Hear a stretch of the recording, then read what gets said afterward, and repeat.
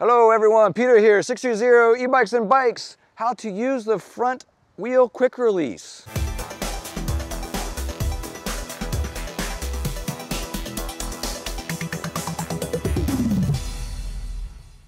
All right, let's talk about the quick release skewer, okay?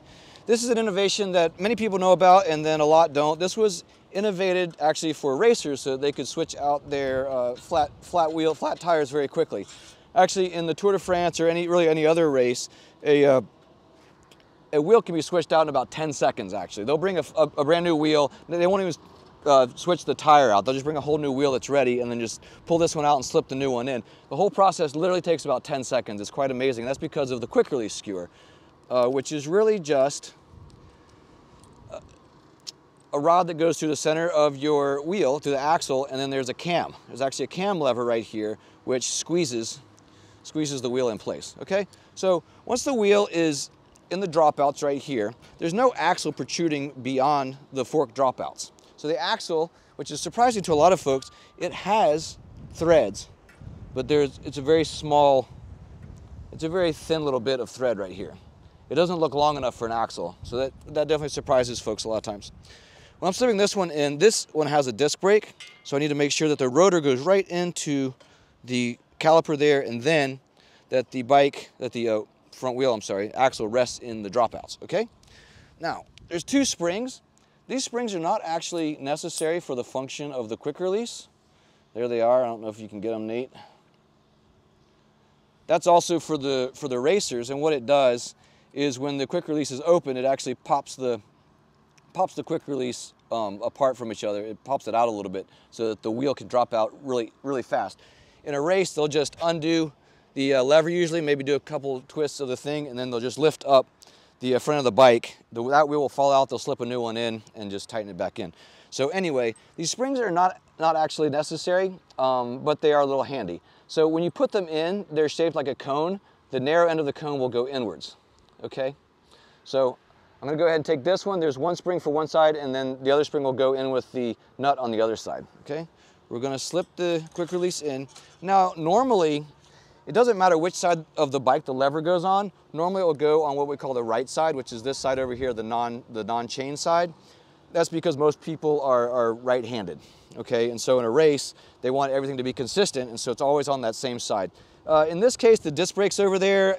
I have more room over here, so I'm gonna put it on the right side of the bike. This is the right side of the bike with the chain. And then this is the left side. I got it backwards because I'm looking at it. Sorry about that. So I'm gonna put the other spring in, the narrow end of the cone in first, and then I'm going to put the nut on.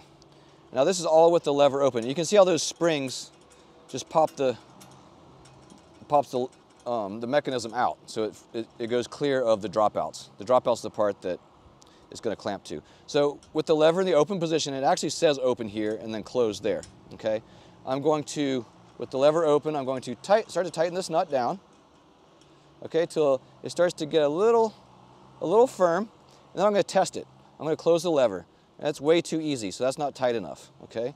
So I'm going to go a little bit more and try it again. Still a little easy, but it is stiffer. Now it's getting nice. It's getting a little more difficult for me to turn the nut, and then I'm going to see if I can bring it in this time. Now it's too hard. It's impossible. It's too hard for me. I could do it if I really forced it, but you don't want to do that and break anything. It doesn't need to be that tight. So I'm going to actually back the nut off a little bit and then try again. And that's perfect. And then it's going to leave a little impression on the palm of my hand, right? Just like that. So if you get to where it's really hard and impossible, that's going to be too tight. Back it off just a little bit and then tighten it again. Now, one important thing. The cam has to go past 180 degrees, okay? So don't line it up with the fork like this and then go into here. That's not far enough. It's not actually locked. This is a very dangerous thing that happens a lot.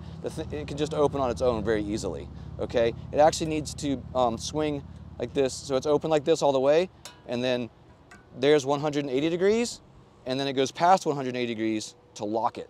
That's a very important point. I'm doing it forward because this bike also has fenders. It's also not a performance bike. In the performance world, you would probably tuck it behind the fork to, save a little bit on wind resistance, which actually in a race can make a difference. Okay, I hope that pretty much explains everything about the front quick release. The rear quick release will work the same if your bike has one. All right, thank you. I truly hope that that was helpful for you. If you liked it, please do like it and hit subscribe. It helps grow our channel. And if you need any help at all, please contact us. You can call us at 310-982-2877 or email us at theteam@sixthreezero.com. Remember, 630 is spelled out SIXTHREEZERO. Theteam@sixthreezero.com. Thanks.